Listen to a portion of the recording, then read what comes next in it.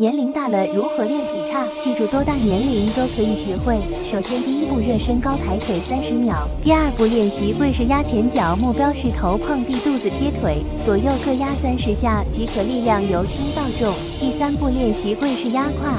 注意胯部有明显拉伸感，左右压30下即可。第四步达到一定程度，可以尝试下树叉。如果没达到，先练前面2步。第5步练习瀑布压腿，这动作有助于横叉的训练，左右30下，注意胯部要有拉伸感。达到一定程度，可以尝试压横叉，一组压30下即可。重复以上动作1遍为1组1次，训练3到5组。要注意新手先轻轻压，适应了再加大力度。最关键就是坚持下去。校园暴力的3种场景：一抓衣领，按墙上应对方法：双手快速往下压对方肘关节，然后双手推击对方下巴，快速逃跑。完整示范。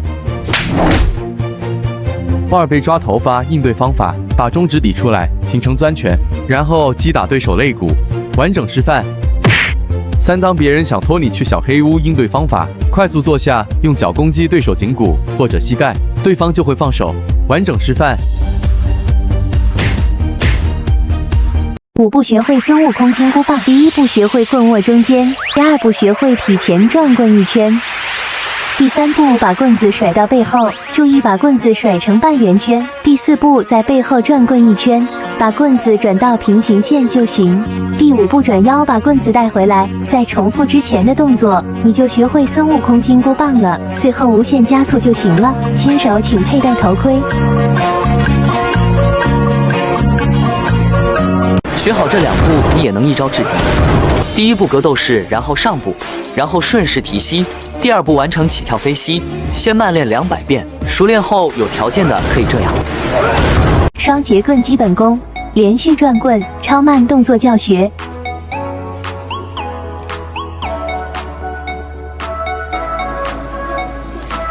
1步教会你左右直拳。首先拿一根棍子，放下的同时冲拳抓住它，充分感受蹬地转腰之力。你学会了吗？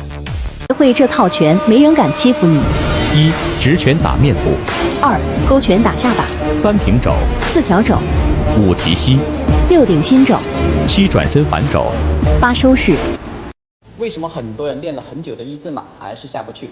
大部分是方法错误。记住3个原则：第一，一定要热身，达到3分钟以上即可，可以是高抬腿或者是开合跳，这个都没关系。第二，一定要按主速来，竖叉就做2个动作，一个就是压前脚，另外一个就是压竖胯。这2个动作到位了，竖叉就能下去，横叉就是做松胯，然后直接下压。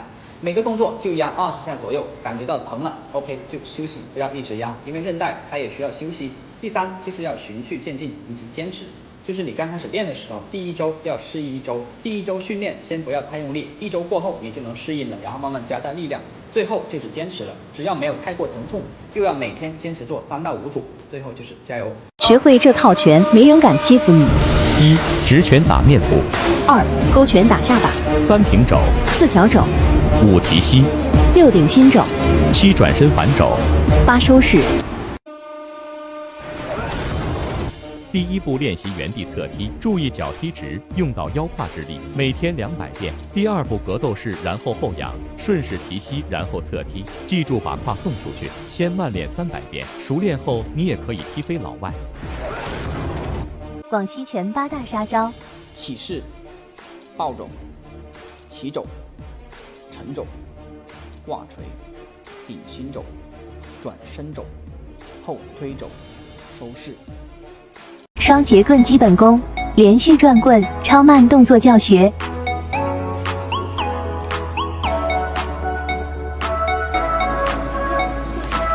学好这2步，你也能一招制敌。